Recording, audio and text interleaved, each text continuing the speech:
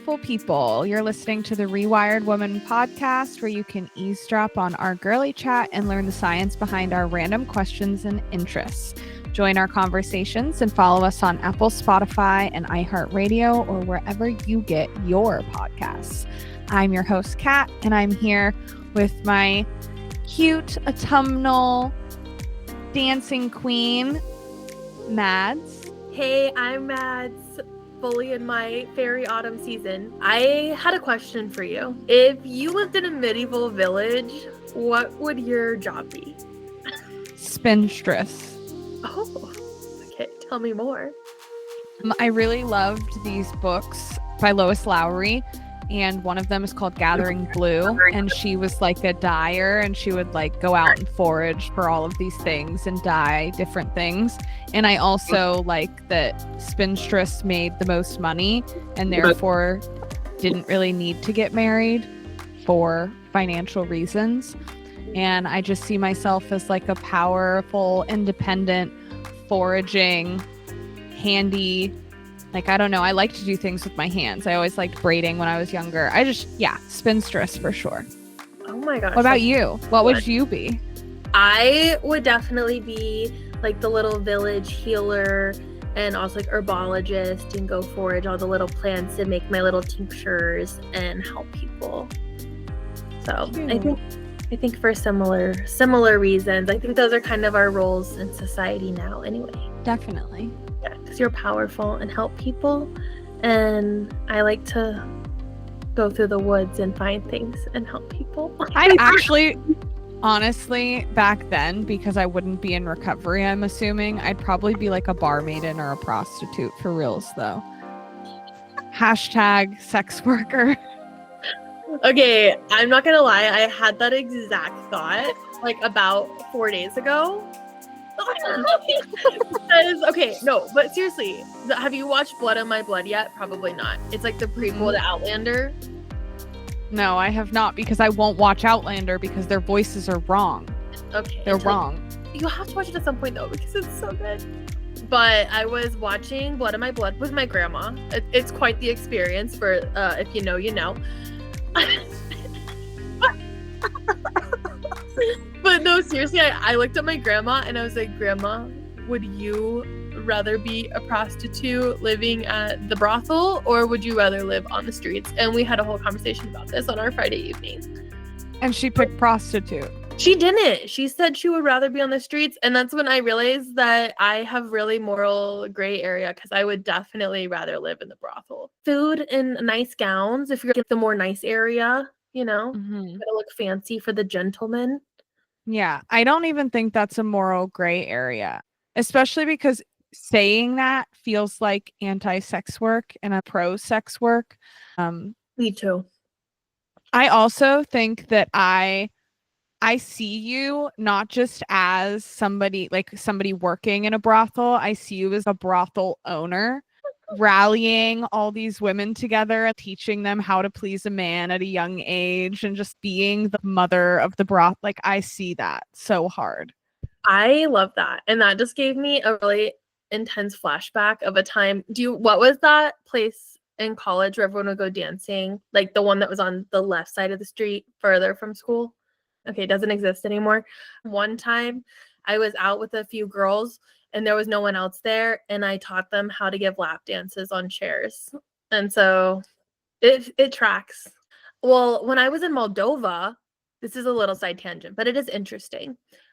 Have I told you about whenever I joined the fancy gym in Moldova? There was this outrageous, crazy gym. It was like 3 levels. It had like a spa and a cafe and a cardio floor and then a weightlifting floor. Mind you, this is like one of the poorest countries in the world. So it was pretty crazy, or at least the poorest country in the EU. And I took this strip dancing class in Russian. It was one of the hardest things I've ever done. I would imagine those Russians are serious. I follow a lot of like Russian and Australian pole dancers on Instagram, and they are ripped. I really want to get into pole dancing. I think it was so beautiful. I do too. I just have no upper body strength and know that's what it takes. So like Pilates, it is for me. Yeah, well, it's something to work up to. But yeah, that is definitely one of the hardest things I've ever done. not only because it's actually physically hard, but also is in Russian. So I had no idea what she was saying. But yeah, I used those skills about 2 years later to teach some girls in sports garden how to do some strip dancing with their chairs. It was great. So I don't think that your insight is too far off. Anyway, Kat, what is our topic today?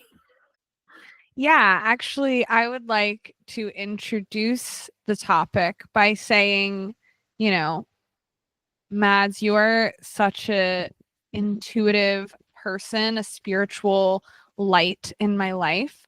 And I would like to know, when is a time when you used your intuition? Oh, that is good. Because we are talking about intuition today. And I think this is one of probably the most interesting overlaps, at least for me, of joining these worlds of like spirituality and neuroscience. There's so many times I've used my intuition. I think in general, people that know me probably would not describe me as a logical person. I think I am someone that really embodies, like, I don't necessarily have a reason why, but this is what I'm going to do. And most of the time it works out. Is it intuition or is it impulsivity? I think that's a really good question. But I do think, no, I think it's both. You know what actually is really akin to is, do you know like what the observer state is? Okay. Well, I think it actually is really important to this conversation of like intuition versus impulsivity. Another good way to think about this. When I first started really getting into mindfulness and mindset work, I learned about this idea of the observer state. And it's basically this idea of like being able to kind of step back and look at yourself as an observer that's like not emotionally attached in the situation. And I remember when I heard about that and I was like, oh, that's something to strive for. Like that just sounds like dissociation, right? And because I've shared in previous episodes, I struggled with pretty intense and severe dissociation most of my life. And so it's like, that doesn't seem healthy. Why would we be teaching people this? And over the years, as I've done more mindset work and learning, I've realized it's actually really different because your observer state is very much attached to your soul and has your best interest. And like it is still looking in with your body, right? Like it's very attached to you, but you're not so like in your thinking mind, so to speak. Whereas dissociation is like you're just like not even in the realm of yourself. I was going to say, when you asked me, I didn't know exactly where you were going with this, but I immediately went to Zen Buddhism and meditation and the idea of the Zen mind and observing not only your thoughts, but just like that observer state. So that makes sense.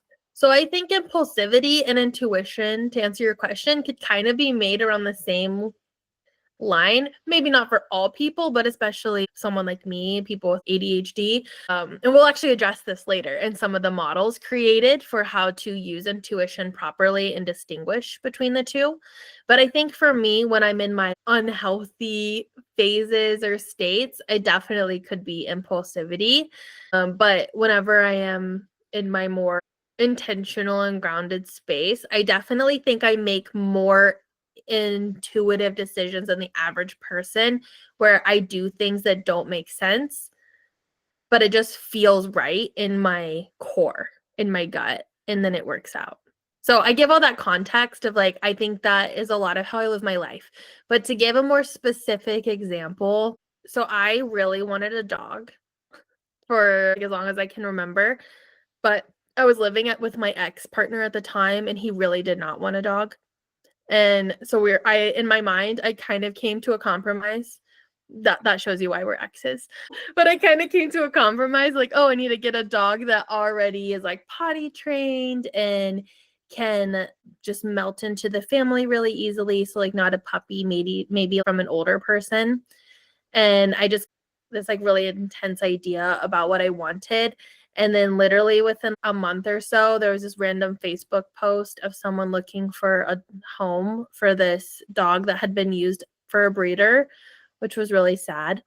But it just felt totally right. And that didn't make sense. My partner didn't want a dog. This dog lived in Ohio and I lived in Florida at the time. I had no idea how I would get it, but I just was like, yes, this is my dog. And so I messaged them and literally their parents were flying into the Tampa airport that weekend. So I was able to get him, and then he's literally my soul animal, and instantly we were best friends and knew each other. So that's obviously a really simple story, but it is one of those things where it's like I knew exactly what I wanted and I wasn't really looking. And then I just saw a picture of him and was like, that's my dog. And in every way, we've just mirrored each other. And people are always shocked when they find out I got him when he was 2 because we are so close and he's so much like me and we're so connected. Oh, Yeah. that's a really good story. I do think that's more along the lines of manifestation. But This is so funny because I feel like we're seeing things opposite. that's So so interesting. yeah, I don't know what you saw, but I know a lot of the definitions I saw for intuition colloquially, but then even in the neuroscience research was basically this idea of your ability to understand or know something without conscious or logical reasoning. Yeah. So for me, the thing with Stax, my dog, to me that's still intuitive because I saw a picture of him and was like, yeah, he's my dog. I'm gonna get him. And he lived in a different state. I had no idea how I would get him or if he would be a good fit for my family. And they wanted him rehomed in like the next week. I didn't really have enough information to make that decision or know how I was going to get him, but I just like sent a stranger on the internet $500. And then this dog appeared in my family in 3 days. So Yeah. I feel like that's intuition. You don't think so? I mean, if you see it that way, I'm not going to tell you that your perception of your reality is wrong. I wasn't even there. I don't know. Okay, that's true. You know what else is intuition? What? That I met you and I was like, I like you. Maybe.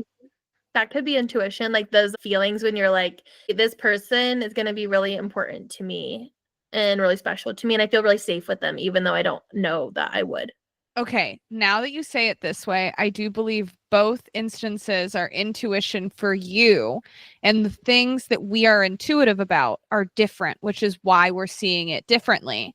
Because you are talking about being intuitive in your relationships and being able to spot whether it's going to be a good relationship instantly.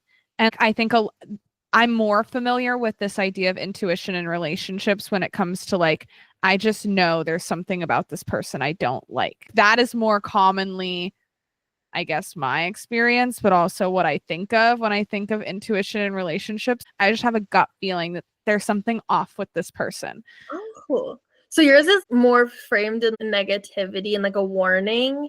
Only in relationships. Okay.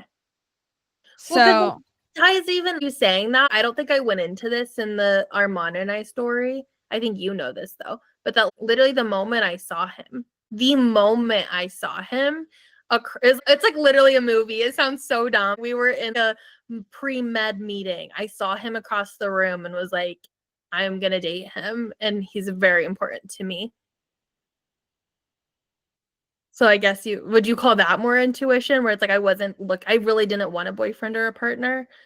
So like you can't even make the manifestation argument. And then I just saw him and was like, this person's gonna be really important to me. And then we talked 2 months later. I'm making the argument that all of those instances are now intuitive for you. So there's something that I saw in the research, which was essentially that intuition, the difference between intuition and insight, because somebody can be like super insightful. And a lot of the research I saw was the comparison of intuition and insight. And intuition comes from like a lot more years of experience than insight does. Insight takes actively researching, like you're still in the learning phase, whereas intuition, like you said, you're not, it's before. Intuition happens before your brain can actually form thoughts about what it's perceiving. Yeah. And uses all of these interoceptive messages, but that comes from years of experience. And so I just think that your experience is in identifying positive relationships. And I don't use my intuition really in relationships. I probably do in some things, but more in conversation. But I use intuition in decision making. Mm-hmm. So I use intuition all the time. I used it in a training I took last week when they're like, you know, pick a card. I used my intuition for that. I used it in yoga on Saturday when there was a deck and like I had to pick a card. When we talk more about what intuition is and how you pay attention to it spiritually rather than neuroscience, it's like it's something that I'm practicing by when I'm in these spiritual spaces or doing something like that, like listening and using my intuition. But I don't know if before that, I don't know how my intuition came naturally to me. I think I'd have to think on that one a little bit more. Yeah. I like how you summarize that though. And I would say that's how I feel too. It's just so a part of my being to listen to myself. And like you already kind of pointed out, it's like I do think, and I have no idea, I did not see this in the research, but it would be interesting to look into like any links between ADHD and intuition, like if it's like managed or not. I also just think that I was in a family though that really valued and praised the idea of intuition. And I actually saw some really interesting research around this, a talk by Dr. Tara Swart. That was like something that she talks about a lot, is that people that grow up in families that really cultivate that sense of listening to yourself and stuff, you probably feel safer to do that as you get older, which totally makes sense. But she's one of the leading neuroscientists studying this. So it's cool to get that kind of like validation. Not to bring this into everything, but I probably will bring this into everything. But do you think it has anything to do with the fact that you're raised by 2 generations of women and only women? Definitely. Yeah, I definitely think so. I also think in general, both my mom and my grandma, they've had their different ways, I guess, with their identities and where they're feeling. But I think at their core, both of them really identify with the mystical and the spiritual worlds. And so I think even the idea of intuition and like from a spiritual perspective, maybe almost like this knowledge from your higher self or knowledge from this larger consciousness or being outside of yourself that knows more than you, knowing how to listen to that. I think they've both kind of been under that core belief. And so that definitely shaped them being like, hey, this is what we think, but like, you know better than we do about what you need in your own experience. I definitely didn't feel like I felt very, I don't know, that's a whole other conversation. Let's not go down that path right now. I'm dying to know now. Just trying not to get too off topic, but for me, I think this idea of like intuition and even how BPD showed up for me in my younger years without knowing it is it's the same thing of like, I think that those skills were being positively reinforced to me, but I had such a lack of like inner identity that I think I did doubt a lot of those things and like still waited for other people to tell me what I believed and what I was, but also not. It's almost like I had these 2 different extreme things. It's really hard to explain to people because like things that I was super like 100% had a feeling on, even if a room of 30 people disagreed with me, I would be like, no, you're wrong. This is what it is. But overall in day-to-day life, I had this like, I don't know who I am or what I want. So I don't know if that conversation belongs here, but does that make sense at all? It does make sense to me because not only do I also have BPD, but I'm a Gemini moon. So internally, I'm like a large walking contradiction. I'm dichotomy. Like, so it's like, it doesn't make sense. It does. I think it does. I think ambivalence is more common than people know in the human experience, and it goes untalked about. And I think that that's exactly what that is, like ambivalence about my identity. One part of me feels very grounded in knowing who I am and knowing my decisions and feeling strongly about things. And the other part of me feels like I just need somebody to tell me what I am and I don't know why I exist. Like that, those 2 things do go together in my mind. What about you? What's an example of you using your intuition? Do you have a specific story you want to share? I use it in so many like little decisions. I'm trying to think of like an important decision in which I used it in. I did use my intuition to choose to go to Allegheny. So I was such a nerd I wasn't even really nerdy, but I am just a weirdo. And I got a lot of mail my freshman year of high school. I got a lot of mail of all these colleges, private, public, whatever. I was in like this health program. Anyways, so I got all this college mail and I made a wall in my room of all the mail. Yeah, I had a college wall. I wish I had a picture to show you, Mads. You would be like, oh my God, you would love that version of me just as much as you love all the other versions. But Wait, I freshman year of high school? my freshman year of high school. Oh my gosh. I don't know why I'm acting shocked because that doesn't seem that surprising, but that wow. I was bred from a young age. We're talking like I'm 4 years old. No. Even before that, I'm like not even in school yet. And my dad is asking me, what college am I going to go to? Because he didn't graduate college. He just had an associate's degree. So they were like, one of these motherfuckers has got to go. And it was me, apparently. Yeah, I'm still the only one in my family who's graduated from college. Intuitively, I knew 4 years before I would even apply that I was going there. So strange. So strange. I last minute typed up my essay, and there was just so much intuition into choosing Allegheny. Yeah, it was like I would walk into my room. So it was right when you walked in the door.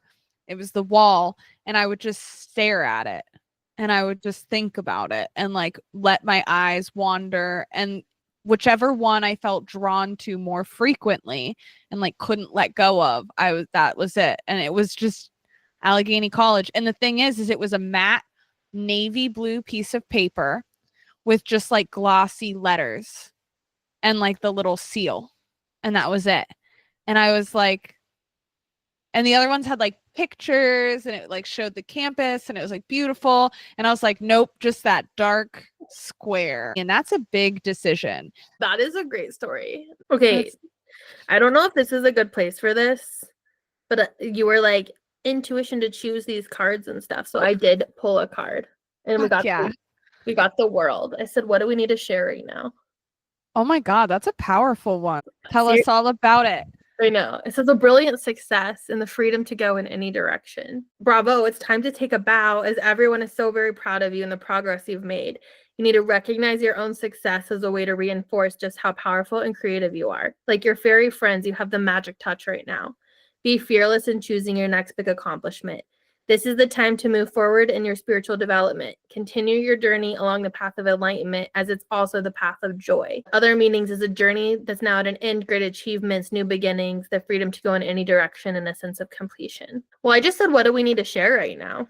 So I think it's just for us, but also for like the people listening that are feeling pulled to listen to this kind of thing right now. A neuroscience spirituality girl chat podcast that the world is your oyster and it's time to claim what you actually want and to tap into your intuition to get it. Fabulous. And that's what we're going to talk about, right? The relationship between intuition and insight suggests that they are more related in brain structure and brain activity, which is why a lot of the neuroscience research is like, how are they different? We need to figure out how they're different because they're more similar than different in neuronal architecture and functioning.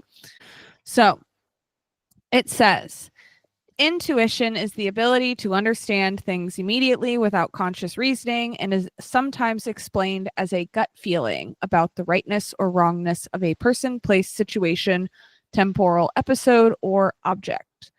In contrast, insight is the capacity to gain accurate and a deep understanding of a problem, and it is often associated with movement beyond existing paradigms.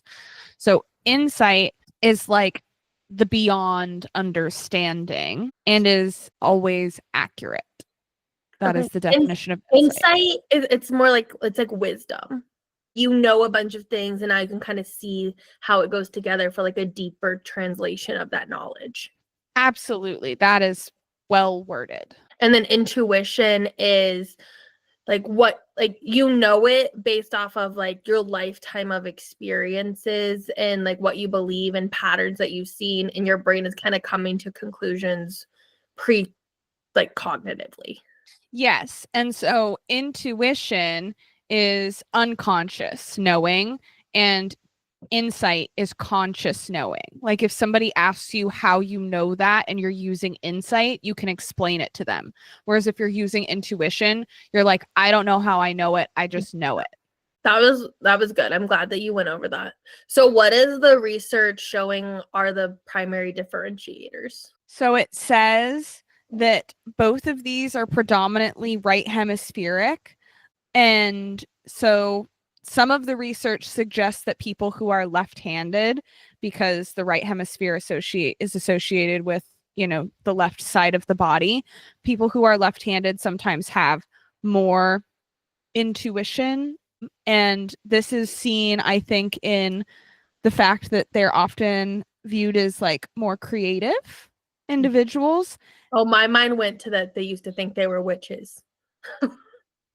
Well, I think that's a interesting. whole other aspect. But maybe Yeah. I think the whole witch thing is just like today's modern war on drugs. There's just a reason to kill women, just like the war on drugs is a reason to incarcerate Black people and minorities. I don't think that they actually gave a shit about witches. Yeah, but it is interesting though to think like, because my grandma's left-handed, so she's told me a lot about like now she's ambidextrous because she was forced to be right-handed.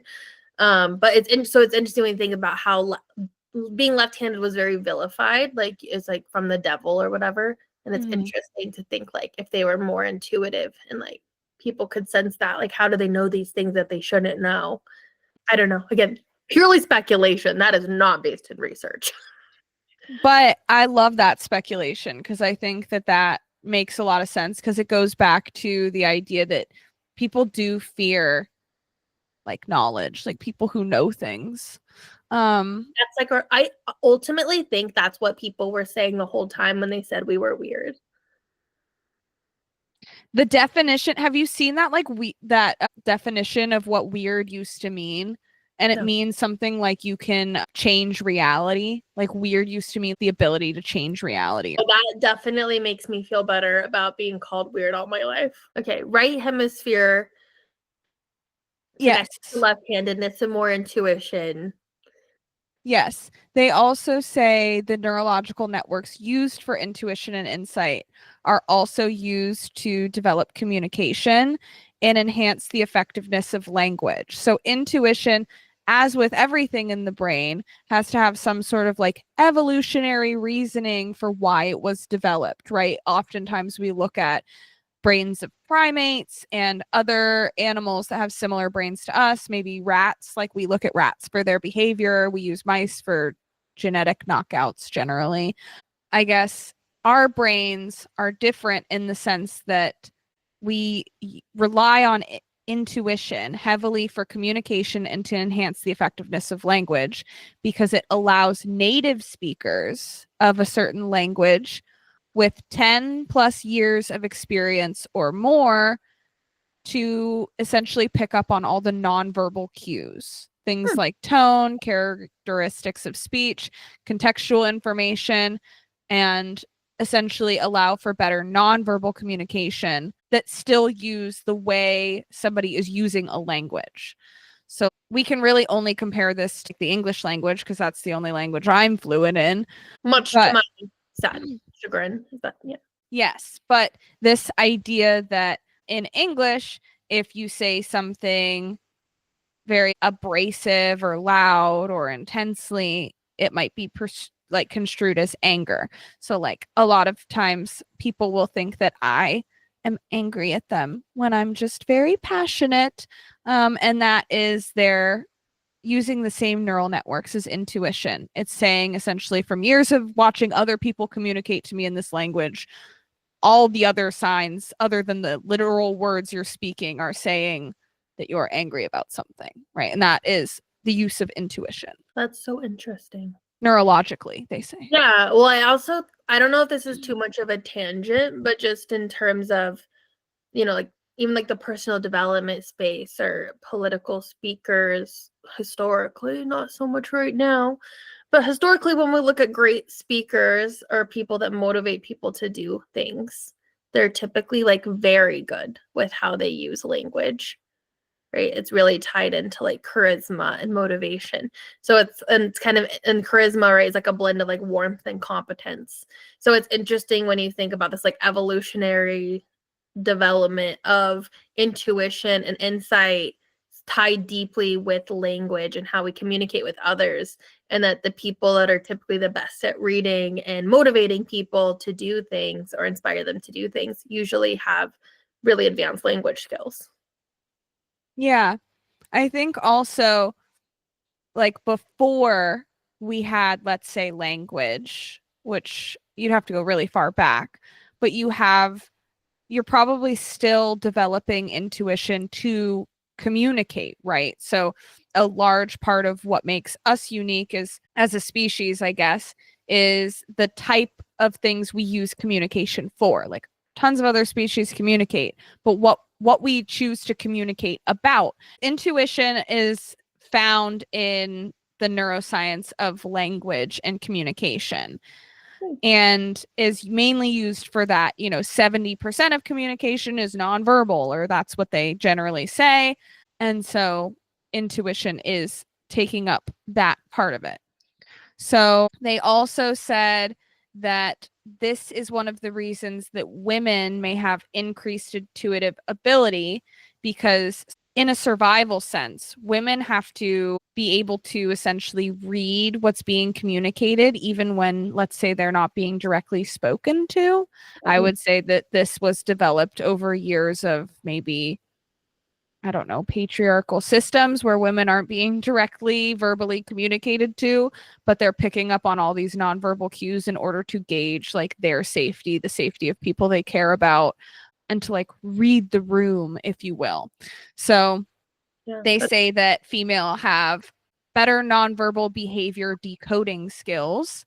And maybe that they don't know which one came first, the chicken or the egg, whether they have these skills because of like they developed better intuition over time. But they also say that this area of the brain is this like right hemispheric area of the brain is estrogen mediated, meaning that estrogen has something to do with like its efficiency of signaling. So because we run on estrogen, females have advantages and seem to manifest enhanced cortical subcortical connectivity for intuitive cognition tasks. That's really interesting. So, like, I guess in the scope of real life, what do you think this means, or what do you think the implications of this could possibly be? Again, just in like speculation mode. Well, this specific paper that I'm pulling from is focused heavily on language. But I think I already kind of speculated with this idea of nonverbal decoding and the reasons why they don't say that the reason why we might be better at this is because of this. They chalk it up to estrogen mediated, signaling. However, I would say maybe that this signaling is based off of estrogen because we needed to use it more and it needed the boost, and we had estrogen. I don't know which comes first, right? I don't know how much our, society affects the way our brains develop and vice versa, or how long that takes, right? I don't know that we always lived in a patriarchal system. I can't really figure that out. So yeah, I don't know. What do you think speculatively? Well, I have so many things that pop into my mind as you were saying all that. I have no idea. This is why it's falling in speculation. But I wonder if, like, on a mass population level, if typically, like, biologically female people are better at detecting lies than men. And then I was thinking about spies. You know how, like, there was quite a bit of use of female spies, specifically in World War II. And that sometimes I think men just want to believe what they're told and, like, what they see. And that's why female spies can be so effective. But I think it's a lot harder to lie to a woman. That's really off topic, but that's where my brain went. I'm just being honest. I love that you were like, it's harder to lie to a woman. I mean, I don't know, but that's just like kind of what I instinctually think. I don't feel like I am very good at sussing out lies, if I'm being honest. I feel like something that's so beautiful about you, though, is I feel like you always look for the best in people. And I think if you're looking for people to lie to you, that would not be looking for the best in them. Yeah, that's true. Maybe. Like I said, I don't even know that those are related, but that's just what it made me think of for some reason. No, I love that. I didn't even know that about the female spies. And I would have immediately been like, sex sells. They did it for sexual reasons. Because No, I'm like, okay. that is part of it. And I think that's the most accepted, like, surface level thing. But, like, I guess where I was going with that is I wonder if there's almost this even deeper level, like this neurobiological level of, like, part of it is being, like, to your point, women are, like, think about how many men have looked you in the eye and lied straight to your face. And even if you're choosing to believe them, there is that gut feeling where you're like, you're a fucking liar. You know that they're lying to you, even if you're choosing to stay in like a cognitive dissonance and keep going along with it. No, Where you're right. I think with a lot of men, if you straight up look them in the eyes and lie to them, like, they believe you. I'm also a really bad liar. So I know they don't believe me. Ain't nobody believing my lies. But I can say that here's my thing. There's a whole nother thing built into this when we're getting into like lies and believing it, is I think women are far more gaslit into questioning their experience, and men have more of an inclination to believe that their perception of reality is reality. Wow, that's true. That's a good point. So I don't know. It's too complex when we're getting into lies, and I don't know how much of it has to do with intuition or just, I don't know, trained skill. Because I think that this could be also switched up for somebody who, like a man who feels like they were lied to a lot and are looking for a lot. Like, I don't think that this is gender specific necessarily. I think it would go based off of experience. Yeah. Obviously, this is a mass generalization, and it depends, like, your individual experience is often different than like the group level measurement. But it would be interesting to look into that in general. But just thinking like from like maybe society, right, developed in these ways because of these neurobiological differences. Maybe. Which is like, I have no idea, but it's just interesting to think about, like, I don't know. But getting back into like did you have any other brain areas you wanted to go over? If I have some pulled up too, if you want to hear about them. I kind of broke it down into like the prefrontal cortex, the anterior cingulate cortex, amygdala, insula, etc. Do we want to get that into it?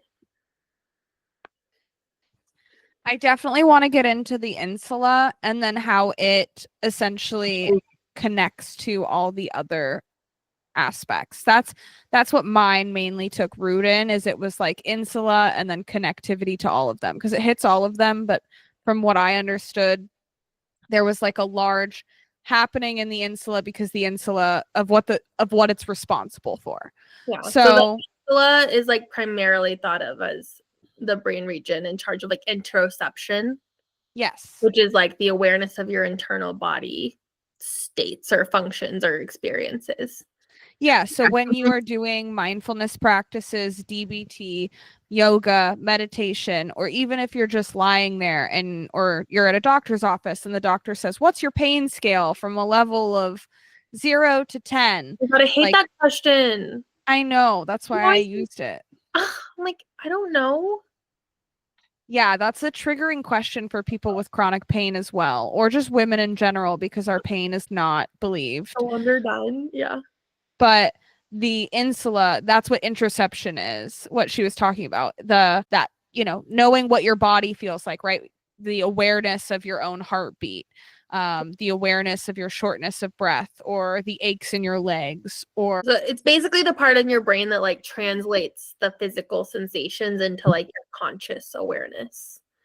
And I remember, like, this is not from this research now, but I remember from one of my like neuroscience seminars that, and like the one around mindfulness specifically, like people with more developed or higher working insulas, however you want to word that, like they're like more able to accurately predict like what their heart rate is for example. So like when you have a higher functioning insula, like you can better accurately predict like what your heart rate is, which I think is really cool. That's like a way to measure it.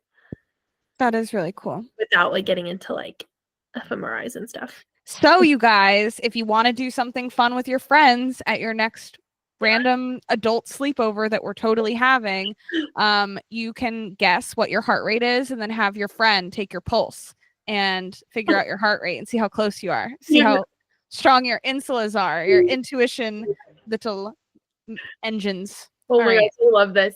So in some of the research I saw around the insula, it was talking about like whenever they do have people in imaging, that whenever people are like gambling or doing like trust games and they are like saying like they're following their gut, like the insula is more active. So that's like another example of like connecting those feelings of like, I just know something, and like what area of your brain is kind of taking charge and connecting different experiences. I also found something that said your insula is what gives you this idea of an identity, right? This self-realized identity and this idea of self-reflection, like self-actualization. So this, I think, aligns with me spiritually when I think about how I use my intuition to like align with maybe my higher self or something. And I also use a lot of self-reflection in order to strengthen my intuition and kind of this back and forth things like journaling. But essentially the insula is responsible for that self network. So it's not just bodily how I feel, but like reflecting on my emotional state, my spiritual state, my mental state. It's all things to do with self and bringing that into your conscious awareness, which is why it's connected to medial prefrontal cortex and anterior cingulate cortex and all these wonderful cortexes for critical thinking. For the people that are like, what the heck does that mean? It's basically your brain regions that play a role in like executive functions like planning and time management, decision making, and then like error detection and emotional regulation. So it makes sense that these things are like all playing a role together because you're like taking in all this different stuff from your environment, processing through everything you've ever learned or known or experienced, and then making these like subconscious decisions. Ooh, brains are cool. Brains are really cool. Well, one more thing, like that's on that note, because I think it's really cool. This one study that was looking at like interoception in the insula, they were like looking at like poker players, and yeah, like the people that play poker and like they consider themselves like they play like more on intuition than necessarily like strategy. They show that like they actually detect body changes faster. So like they're better able to like basically read the people around them and like tell that they're lying, which kind of like ties into like what we were talking about earlier. Yeah, no wonder you were like there already. Yeah, I was like, oh, I didn't even like put that together till I was reading my notes. But see, that's actually this example in motion though. It's like the things that you process and come across before like inform like how you can make future inferences or think through things. This has me like thinking about how we attach the knowledge that we obtain to our sense of identity and that we're like calling upon it and like intuition. Like kind of like the gut brain axis and like why it's called a gut feeling. Ooh, get into it. Yeah. So a big part of this is so cool is that it's like the vagus nerve and the enteric nervous system, which is basically like the nerves like in our gut. Which is why food is medicine for your brain. And we talked about what we eat when we talked about depression and suicidality very, very briefly because it gets into this vagus nerve tract. But essentially, your gut and your stomach and your microbiome are very, very important to your brain because of what she's talking about. But yeah, no, it's really important. The vagus nerve is our only cranial nerve that actually goes like throughout our body. which is really cool. So it like leaves our brain and it goes all the way down into our gut. And that allows for that kind of like instant subconscious communication from our body sensations into our brain for a lot of these like subconscious, really instantaneous processing and that how that we know things. And that's also why we have those really intense gut feelings or sensations of gut feelings, is this like connection between our enteric or gut nervous system, vagus nerve, and insula, which is really cool. Those were some big words, but I want to know, is this why I feel butterflies? Is this why my stomach cramps when I get worried and anxious? And also, is this why I either stress poop or stress can't poop? And also, does this nerve tell me if I'm full or not? And is there something wrong with this nerve if I overeat all the time? Like, I have so many questions about this now. I love all of that. I want to be really honest with my scope of knowledge right now. I can't answer all of those questions off the top of my head. The butterflies, yes. My guess, I do not know this for certain. I don't even know that the research knows for certain, but I know that there are lots of connections between people that have like very severe anxiety and even depression tend to have a lot of gut issues. And we do think that this is part of it. I don't know that we have any research definitively saying that that is what it is or why, but this whole like enteric nervous system, vagus nerve involvement seems to have some interaction with depression, anxiety, and mood disorders, and why those people tend to develop IBS or have a lot of gut issues. This is why all hot girls have tummy issues, because most hot girls have mental health issues, / we all do. What is that, like the crazy hot index? Yes, exactly. Problematic, but hilarious. But really, what isn't? I was actually, this is totally a tangent, but it's funny. I was listening to like the like a Sex and the City rewatch podcast earlier. And one of the actresses, she was like older, and she was talking about how like rewatching Sex and the City is like so interesting because one, it's sad how relevant it still is to dating and existing today, 25 years later, but two, how like there is so much like problematic and stuff that's not good, and like yes, it's good that we're past that, but also that it's like kind of nice to see that like in a way that like we're almost not allowed to do because things are so censored now that like we're losing part of what it is to be human and like to be imperfect and to not know things and to like say things wrong, which I think is really interesting and also tied into anxiety and depression and people not feeling connected right now because they're so scared to be misinterpreted or misunderstood. So it is relevant to this conversation. Hot damn. You like how I tied all that together? I loved it. It has to make sense somehow. So anyway, I guess the point in bringing that in is that I think the summation of this is that our body is really complicated.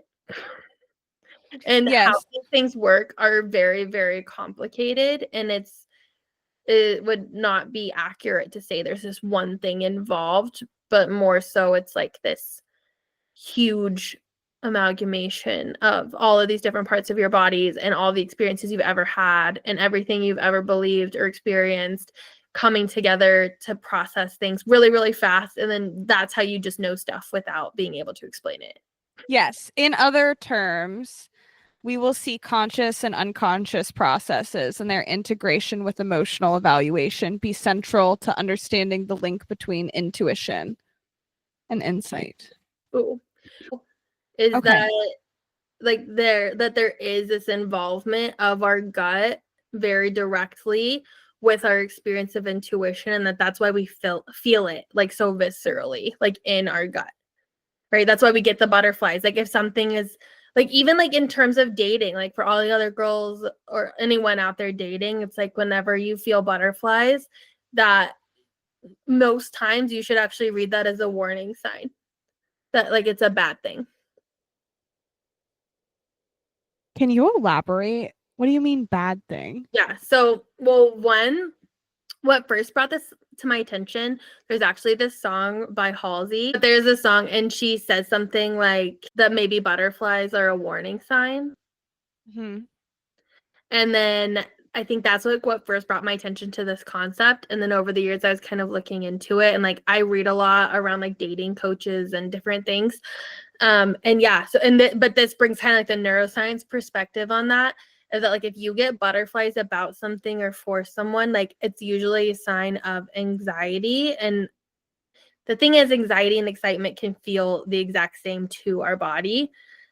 And so I'm not saying all instances that butterflies necessarily means anxiety or a warning sign, but a lot of times, especially within like a dating or meeting someone context, if you're having that like butterfly feeling with uncertainty or kind of this like maybe like dread feeling that you can't pinpoint or like uncertain, like even if it's not dread or bad, but it's uncertain paired with butterflies, that's probably like your body like reading something that you don't consciously know yet, that this person is like not a safe person. Yes. So I think the uncertainty is key there, because I'm pretty confident I've heard that excitement and anxiety activate the same brain pathways as well. Yeah. So I think it is, kind of recognizing the difference between impulse and intuition, which we'll get into, and kind of like what intuition feels like in our bodies.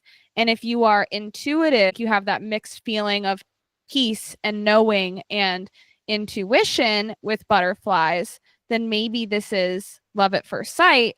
Versus if you have the feeling of like butterflies and uncertainty and maybe even curiosity and kind of this like on the edge of your seat or keeping you on your toes, that might be a warning sign of like, we've done this before and it's chaotic. And like, Yeah. I am guilty of it. I'm a little bit addicted to the chaos when it comes to like love specifically. But I think the butterflies in context of dating is kind of along the conversation with like the spark. And that's something that like I really like that Logan Ury talks about a lot, who's like the head of like relationship development or something at Hinge, but she's like a data scientist, I think, that has looked a lot into like human behaviors and stuff. And she talks about that of like, if you have a spark with someone, there's a really good chance that that is not a safe person for you to date. Because usually if like you have a spark with someone, especially instantly, they're like triggering like trauma bonds inside of you that feel safe. And like that's why it's like so exciting to your nervous system, is because like they feel really familiar. But that's usually not like a healthy relationship for you to be getting into. It doesn't mean it's not fixable, because like obviously you can work through like traumatic patterns and stuff together, but that like it's not, you know what I'm saying? I know what you're saying. And I think that bit of information would have been very useful to me 15 years ago.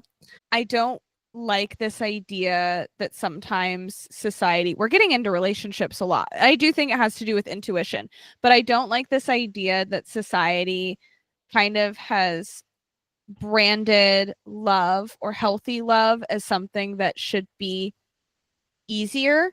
I feel a lot of people, branding a healthy relationship or a good relationship as something that is easy. And to some extent, like early on, yeah, it should be flowing. There should be more reasons to stay than to leave. Like, I think that's what they're trying to communicate.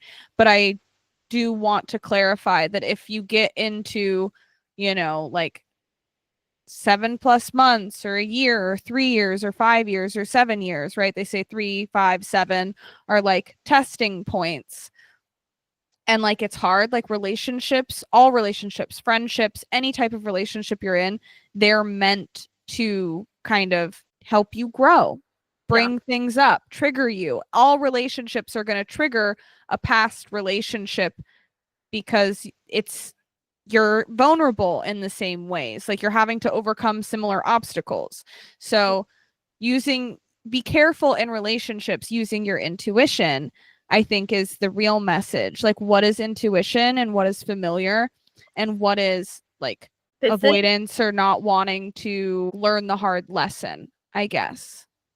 I think you just set up the perfect segue to talk about SMILE. Okay. SMILE is a framework put together by neuroscientist and Professor Joel Pearson, talking about like he actually studies intuition a lot in his lab and has created a model of like how to know when to use your intuition. and not what to do with it, like warning signs about your intuition. Yeah. Yes. Kind of like how you were saying, like maybe you shouldn't use your intuition inside of a relationship.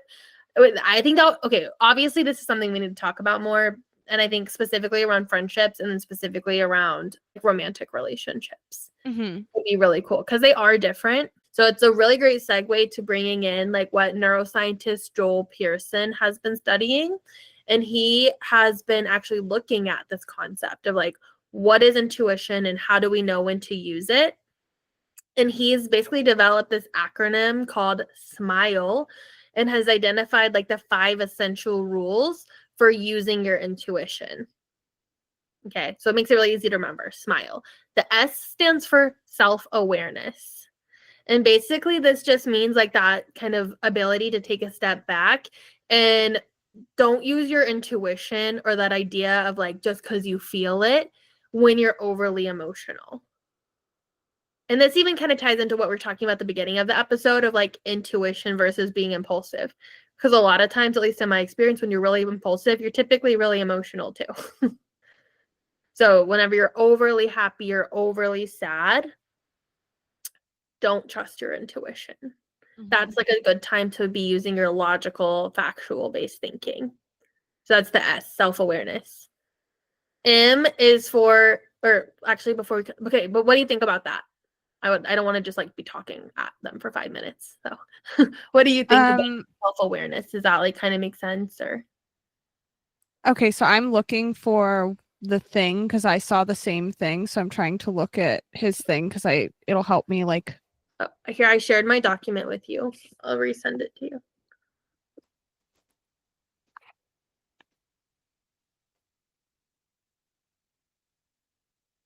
This has like, if you scroll down past the links and stuff, you'll see it.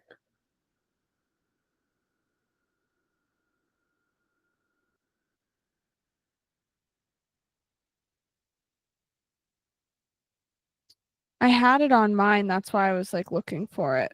Oh. Well, you know what I could even do? Let me just share my screen with my notes. And then you can see it, and then the YouTubers can see it. Can you see that? Yeah, if I make it bigger. There we go. Okay. So yeah, so what do you think about like this first one, self-awareness?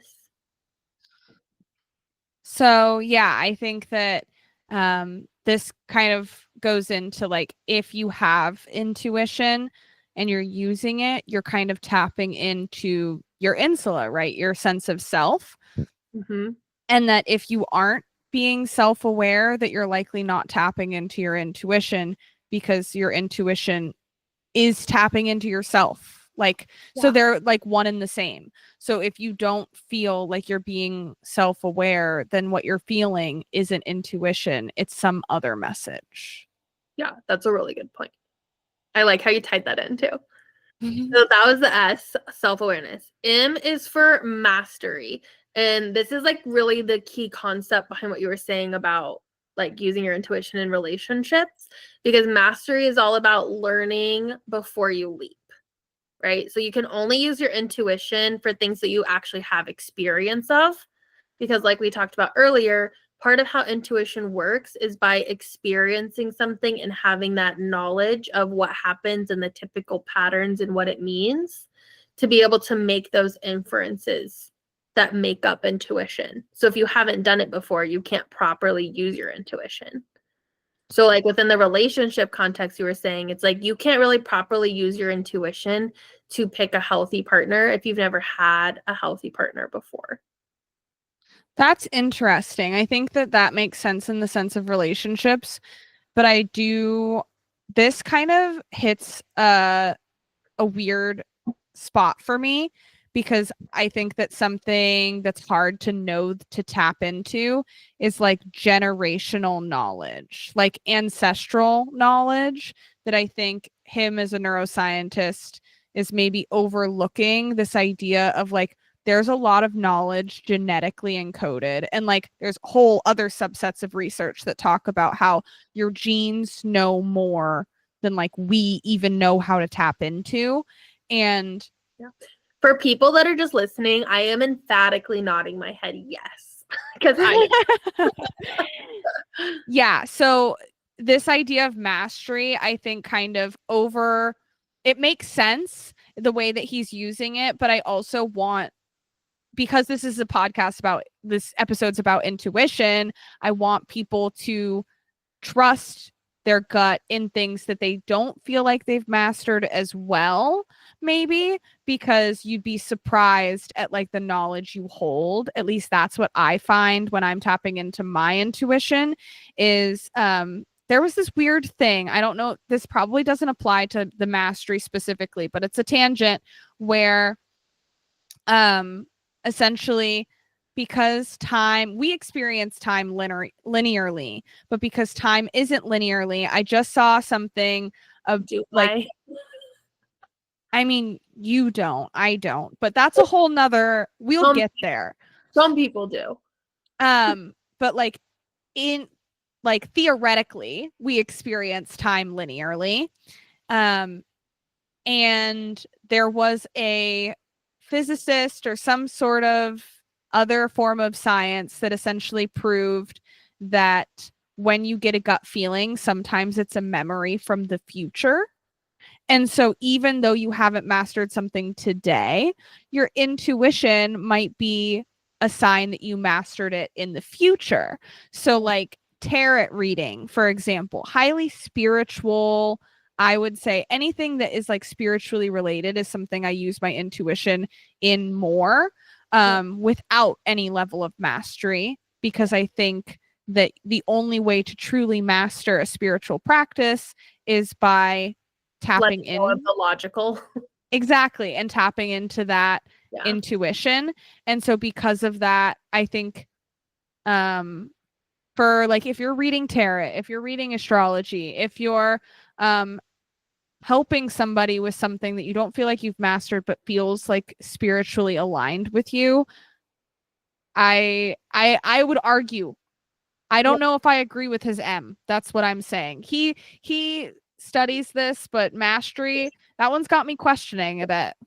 I totally agree. I think this is where that line comes in of the divide between neuroscience and spirituality, right? Because I think in terms of a model that a neuroscientist can put out into the world of a practical way to develop and use your intuition, it makes sense for this to be part of this list. But I agree, and we didn't even really talk about like what intuition means from a spiritual perspective, but you basically just broke it all down. And I think to truly use your intuition in the more mystical sense of the word, part of it is letting go of you knowing why and how and what, and like tapping into that ancestral knowledge or like that universal consciousness that you know so many things that you don't have a reason to know. But I think it's interesting to be part of those lists, and especially in the terms of systematically, strategically using this ability of intuition. Okay, makes sense. Speaking of this, there's a whole article on how intuition plays into scientific discovery. You know, like the use of intuition by geniuses like Einstein and Freud and Carl Jung. And like, I'm specifically leaning towards those geniuses, but also physicists, right? Sir Isaac Newton, things like that. Like all of that. We didn't get a lady scientist in that list. Sir Isaac Newton's a scientist for fact. I said lady. Oh, lady scientist. Oh, I'm sorry. Yeah, that's an educational issue. It's an educational issue. Like, where are the women that were doing so much creating? I got Marie Curie, and that's about it. I was just thinking her too, so that's still a gap. But you know what? Maybe like Ada Lovelace, you know, she was out here writing the first computer algorithms in the 1800s when the technology for computers didn't even exist. So I think there's an argument somewhere in there that was some intuitive foresight. Yeah, there was just saying that like people who discover new things, and I'm obsessed with Galileo recently. That's like an inside joke with me and my husband. He'll get it. everyone didn't believe him when he proposed that the earth is round. And maybe there was some sort of like intuitive, introspective feeling the source of gravity, experiencing time and space. Like, who knows? But like, guy just kind of knew something that was none of his business to know before he could prove it, before he could see it. Was it intuition? We don't know. But essentially, this article says that people who make discoveries like that are using intuition to some extent. So that's really cool. I should make a carousel post just around that article. That sounds fun. Okay. Okay, so we got self-awareness for S. We got mastery for M. The next letter is I, which covers impulses and addiction. And he's basically arguing that impulses and addiction are like these really primal brain urges are not intuition. So anything that can like really get those primal drives going that are super addicting, like gambling, alcohol, social media use, sexual experiences, things like eating, anything like that, can't, in his argument at least, right, can't be intuitive because it's like a basic brain urge that can like be overdone. Yeah, I think it's the introduction of other chemicals or things that interact with chemicals that could, like, from a neuroscience standpoint, I see how he's saying like this will give off other hormones and neurochemical reactions or activity that might feel like, oh my God, it's a sign, or oh my God, this is great. Like, should I put $5,000 into this like this poker game? And like basically he's saying like the feeling that you're gonna for sure get a payoff is not intuition. That's like that's a lot of other brain systems that are like trying to like light up and reward and dopamine hits. This reminds me of going back to your thing about poker, because I think I remember when reading his thing, he's specifically talking about things like roulette and blackjack, things that are specific, like directly probability based. So essentially when he's saying, oh, the next one leads into that. So like, I'll let you just go through L, but like and then you hit it. You do L, just do it. So L is low probability. So like, don't use intuition for judgments that require a knowledge of probability. So for anything surrounding probabilities, specifically, like I said, blackjack, like in poker, you can use intuition because it also uses strategy. It uses reading people. It uses telling, like tells, right? And being able to tell the difference between lies and not lies. Right. Whereas if you're using it in other forms of gambling, then we have really low judgment when it comes to probability. So like if you are like, I'm going to bet it all on black or whatever. And it's like, that's not intuition. Yeah, it's like random chance. Yeah, that's not intuition. That's random chance. That's impulse. We're not saying it's a gambling addiction, but gambling essentially produces other chemicals that give you a sense of reward that kind of interrupt this process of like true hard and fast intuition. So it's just kind of like, know that the third or fifth Oreo isn't intuition. It's like literally designed to hijack your logical mind and be like, eat more. Exactly. The final letter of SMILE, E, is environment.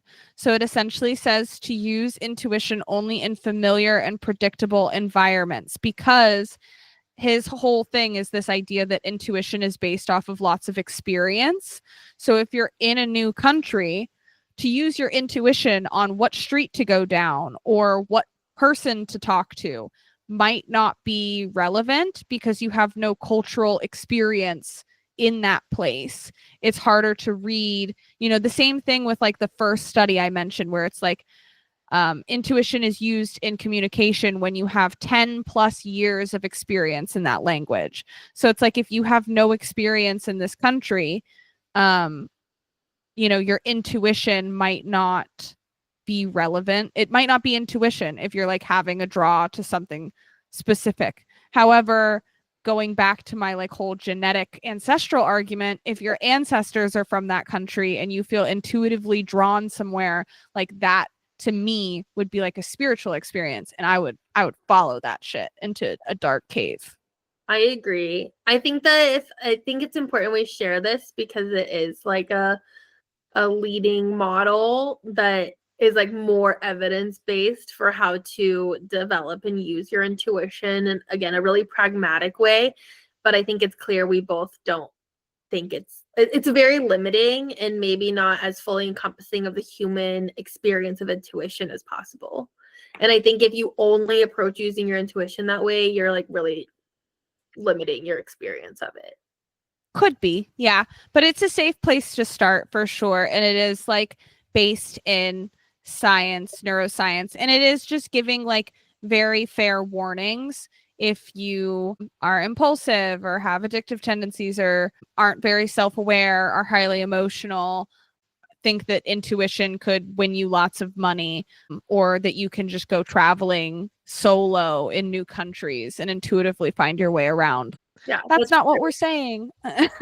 Yeah, I think that's a really good point. This is like a really good balanced way to approach intuition, like especially if you, like you said, are maybe more of those like high risk emotional or impulsive or addictive tendencies. So I found the other like really interesting research I wanted to bring up was from Dr. Tara Swart, who is a professor at MIT. She is a neuroscientist and a Oxford University trained medical doctor. And like a lot of her research has been around intuition. She even released a book recently called Source. So this is like her jam. It's like the intersection of like neuroscience, spirituality, and intuition.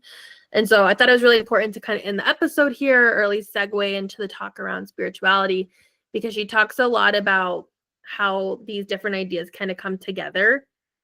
And she also talks about how, you know, like there's 5 main types of thinking. I want to make sure that I get them all. Where did it go? Yeah, so she categorizes like that there's 5 main way types of thinking: logical, emotional, physical, motivational, creative, and intuition. And she says intuition kind of falls between logical and emotional, which makes sense with everything else we've been talking about today. And she said it's kind of like this feeling of like you just know something but you don't know why, and it's based off of all the patterns, habits, and beliefs deep in our brain like we've experienced, like we've said this whole time. And so what I thought was really interesting to add into this conversation was she actually gives quite a bit of insight in how to develop intuition. And she says one of the really big ways to tap into our intuition is through creativity. And I think that makes sense. Like, I think both of us would agree from personal experience that makes sense. But the creativity in our brains is really tied to perceiving ourselves and then tapping into your intuition. So by making or creating things, like, or even journaling, singing, chanting, humming, being in nature, all the different things can help bring in your intuition. So I feel like that like really makes sense with everything we've been already talking about, but I just wanted to bring that into it, that like one of the other leading neuroscientists on intuition in the world like is saying like this is one of the fastest and best ways to tap into your intuition is through creativity, and then also through gratitude. And she says part of the reason for that is that our emotions, like fear and love, like can't exist in our brains at the same time. So whenever we're tapping into like feelings of love and gratitude, it like reduces the fear part. Interesting. Yeah. I think it would also be, I wonder if she has anything on how those activities, creativity, being in nature, mindfulness, gratitude, affect like the prefrontal cortex, that is kind of your, when things come into cognitive awareness, decision making, you know, executive functioning, but also that like is turned on when you like make an intuitive decision, and how that strengthens. And like it's also really responsible in emotional regulation. And I think something interesting is that intuition, because it falls in between logic and emotion, it like uses past emotional experience, because emotion has a lot to do with how we store memory.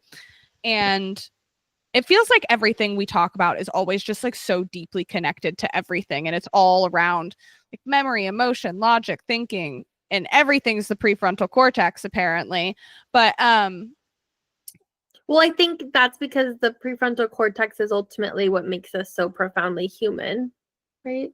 mm-hmm. Is like being able to take in all of these different things and like make decisions and opinions about them and how to use them. Yeah. And I think it's interesting that like these things, I wouldn't have thought of like mindfulness practices as like developing a sense of self, even though when you are struggling with disorders that deal with like a lack of sense of self or a lack of self-esteem, those are like the treatments for them. I wouldn't have thought about that connection with intuition, I guess, but I would see how like creative expression gives you a way to like self-identify without conscious effort always, and kind of like bypasses that, and like what a flow state can do for I guess intuition. That makes sense because of the idea of like flow and like Zen mind. Yeah, what about, I don't know if you'll have anything around this, but I mean, you're an artist, so how do you think creating and whenever you are being more expressive through your creativity, do you think that affects your sense of self and your intuition? I think I use a lot of intuition in creative decisions, because, and I don't think that it's like a conscious awareness of self or even a conscious reflection of self. I feel like when I'm doing that, I'm further from my intuition. When I'm like actively thinking like, oh, this art represents me, that is when I feel the furthest from my intuition, when I bring it to a conscious level. But when I am making from an intuitive place, I feel like that's when it's the most emotionally moving. But I will say that it's when it's the most enjoyable, is when I'm not thinking about why I'm doing it and I don't know. It's also what makes really great artists. Some people really don't like modern art. I love modern art. Modern art is my jam. Um, and by that, I mean like there are pieces of art that they're like, oh, my 4-year-old could have made this, but it's not about that. I think it's the intuition of knowing how to do something different. Or sometimes art is modern because it's going against the grain in a way that is like conceptually, well, it's like physically difficult, but like conceptually is intriguing and says something about that person. Anyways, I could talk about art for a really long time, but I think that it makes sense that art is in related to intuition, because I do feel like that is when I'm using my intuition the most. But I also think it's interesting. It goes all the way back to the beginning of the conversation with like left-handed people, right? And using that right hemisphere of your brain, which is where oftentimes we associate it with like the creative half of your brain. I don't know if we're still doing like hemispheric left brain, right brain thinking. I think it's much more complicated than that. And we've kind of debunked that in a whole, but essentially the right brain is supposed to be creativity and language, and the left brain is supposed to be more logical thinking and mathematics and science and things like that. Well, I think science is a both as well, because science is art. Yeah, but science is very creative, especially neuroscience. I mean, all forms of science, especially, I would say, especially chemistry, or like alchemy. But oh, I forgot I put this essential oil on and it smells so good. you just knew you'd need it. I know, I was like, but yeah, that would be how I feel about creativity and intuition. And I think that they're super linked. So if you want to strengthen your intuition, another thing you could do is just try to get creative. But also, a lot of people say that they're not creative, and I hate that argument. I think that you just don't tap into it. Art is a skill that can be practiced just like anything, and not knowing what to do next is I think it can unnerve some people. And I think that that's why intuition can maybe even feel a little bit unnerving when it's unfamiliar to you. But it feels like peace when you get there.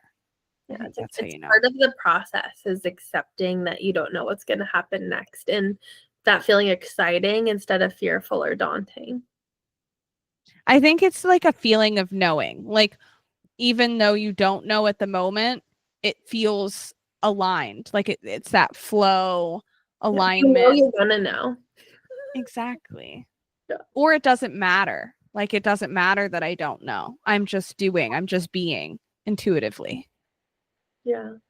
You said humming and singing was something that she had mentioned, but I think there's nothing more intuitive to the human body than movement. So I would guess that like dance, Yeah. dance, exercise, yoga, anything that does the brain body. So like guided classes. That's why they say like yoga or Pilates is like mind body connection, is like they tell you what to do when you move your body. I think that I guess it's less intuitive, but just pure movement. I guess I think like intuitive dancing, like just moving and jumping and shaking in general is so good for you. And it's something we've really lost in our modern world that our ancestors did every day. we just lost it in our culture, Western culture. Yeah.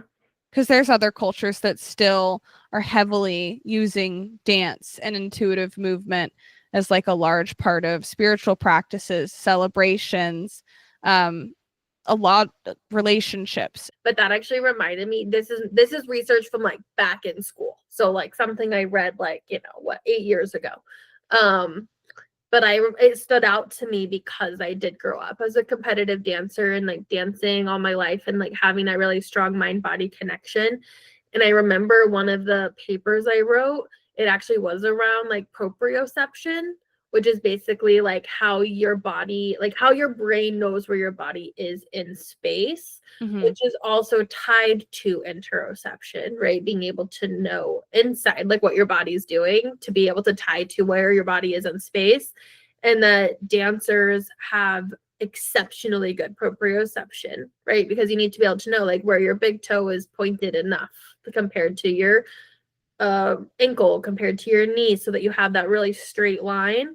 And so I could see to your even like non-intuitive dance, like almost like you were saying, like practicing just movement, like even yoga is like super specific in how you're supposed to stand in the asana or in the pose. And so there probably is, even if there hasn't been researched a lot, I bet there actually is something around structured, intentional movement in the mind-body connection with intuition. Yeah, proprioception, interoception, connection to strengthen overall self-awareness. Yeah, which like we said is like tied into like the same brain regions that govern your self-awareness are tied in with your intuition. So interesting. Well, Mads, I feel like I have learned so much this time, and I really hope you all have too. If you enjoyed listening, please leave us a review right meow. It's a rough time out here as up-and-coming podcasters, and reviews really help us get the word out to new listeners and help us grow with and for our audience. If you have any suggestions for future episodes, please reach out to us via direct message on our Instagram page at Rewired Woman Pod. And follow us so you don't miss out. We appreciate you so much for supporting us. Come back next Wednesday, where we are going to get into cycle syncing, hormones, all that female jazz that I'm so obsessed with. I love you, Mads. Bye. Love you. Bye.